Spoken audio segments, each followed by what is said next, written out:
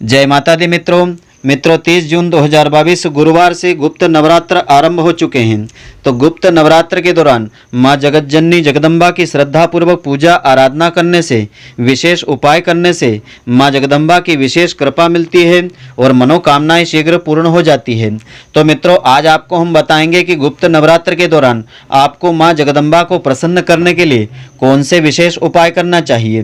तो मित्रों, आप सभी का बहुत बहुत स्वागत है आपके अपने ही चैनल एस्ट्रो गुरुजी में।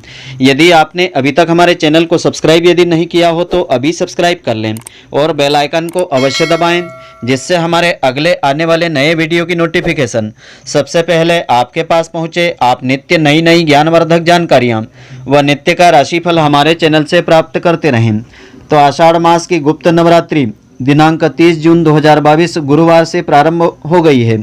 तो इस बार गुप्त नवरात्रि गुरु पुष्य योग, सर्वार्थ सिद्धि योग, अमृत सिद्धि योग आदि अन्य महायोग के साथ आरंभ हो चुके हैं।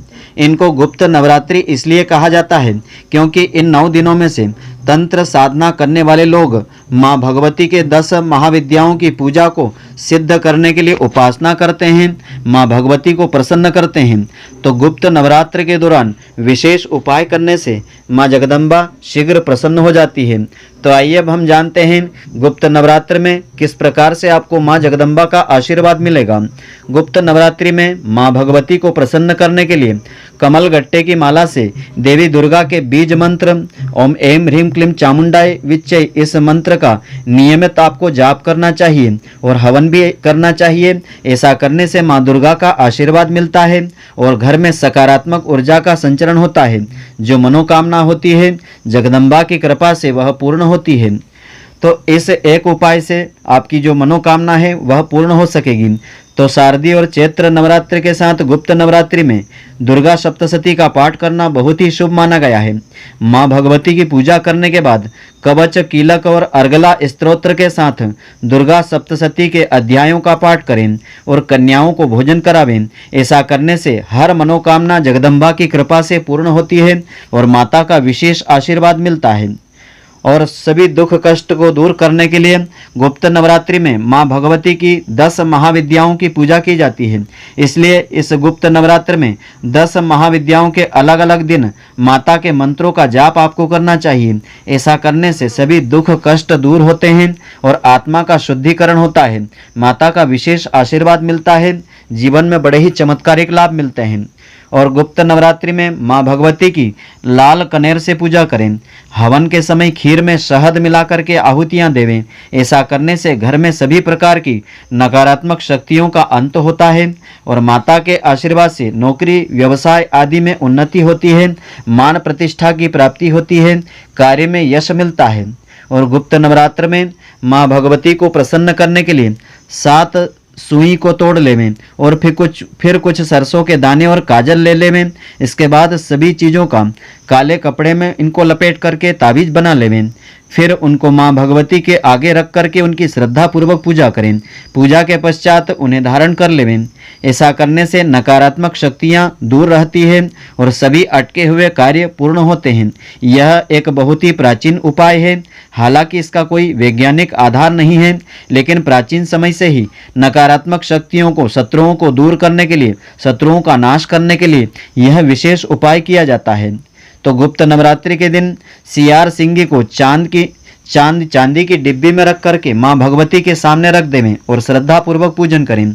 इसके साथ ही पुष्य नक्षत्र में सियार सिंगी पर सिंदूर अर्पित करें।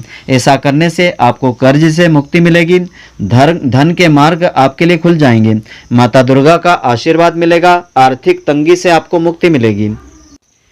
और गुप्त नवरात्र के 9 दिनों माता के 9 स्वरूपों के साथ ही 10 महाविद्याओं की खास साधना पूजा की जाती है। ऐसी मान्यता है कि नवरात्र में माँ के 9 स्वरूपों की भक्ति करने से हर मनोकामना पूर्ण होती है। कहते हैं इस समय की गई शक्ति की साधना कुंडली के समस्त दोषों को दूर कर देती है। इस शक्ति उपासना से धर्म, अर्थ, काम और मोक्ष फल की प्राप्ति होती है। कहते हैं कि गुप्त नवरात्रि की पूजा का सबसे उत्तम समय आधी रात्रि से सूर्योदय तक का होता है। इस समय की गई पूजा सबसे प्रभावशाली होती है। तो कैसे आपको माता की उपासना गुप्त नवरात्र में करना चाहिए? प्रातःकाल सूर्योदय से पहले उठ करके स्नान करके स्वच्छ वस्त्र आपको पहनना चाहिए। सबसे पहले आपको इसमें घट स्थापना करना चाहिए। फिर पूर्व दिशा में एक पटले पर लाल वस्त्र बिछा करके माता दुर्गा की प्रतिमा या मूर्ति को विराजित करें। इसके बाद माता को लाल रंग का सिंदूर, लाल चुनरी अर्पित करें। माँ दुर्गा को लाल पुष्प चढ़ाना शुभ माना जाता है। मिट्टी के बर्तन में जवारे बोएं और नवमी तक पानी का छिड़काव करें। शुभ मुहूर्त में कलश को गंगा जल से भरें। कलश के मुख पर आम की पत्तियां लगा करके उस पर नारियल रखें। कलश को लाल वस्त्र में लपेट करके रखें, उसके ऊपर मौली बांधें। अब इसे एक मिट्टी के बर्तन के पास रखें और शुद्ध घी की जोत जलावें। कपूर अगरबत्ती की धूप देवें और माता को भोग अर्पित करें। तो यह यदि आप अपने घर पर नहीं कर सकते हैं, किसी देव मंदिर में भी आप कर सकते हैं।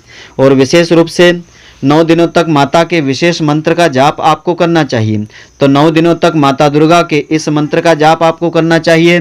ओम जयंती मंगला काली भद्रकाली कपालिनी दुर्गा क्षमा शिवा धात्री स्वाहा स्वधा नमोस्तुते। इस मंत्र की एक माला जाप करें। माता के सामने हाथ जोड़ करके उनका अपने घर में स्वागत करें व उनसे सुख समृद्धि की कामना करें। गुप्त नवरात्रि में 9 दिनों के लिए कलश स्थापना का विशेष महत्व होता है। तो विशेष पूजा से आपकी मनोकामना पूर्ण होती है। गुप्त नवरात्रि पर किसी भी एक रात्रि में माँ दुर्गा की विशेष पूजा करें। माँ दुर्गा की प्रतिमा या मूर्ति या चित्र स्थापित करके लाल रंग का सिंदूर चुनरी अर्पित करें। इसके बाद माँ दुर्गा के चरणों में 7 कोड़ियाँ, 7 कपूर, 7 लौंग अर्पित करें। माँ दुर्गा को लाल पुष्प अर्पित करें। अब सरसों के तेल का दीपक जला करके ओम धूम दुर्गाय नमः इस मंत्र का जाप आपको अधिक से अधिक संख्या में करना चाहिए। अब कर्पूर, लौंग और कोड़ियों को जला करके पूरे घर में धूप देना चाहिए। कहते हैं कि ऐसा करने से माँ जगदम्बा शीघ्र प्रसन्न होती है और साधक को, भक्तों को मनोवांछित वरदान भी देती है। माता की कृपा से सभी मनोकामनाएं पूर्ण होती है। तो मित्रों, आशा करता हूँ कि आपको हमारी यह ज्ञानवर्धक जानकारी पसंद आई होगी।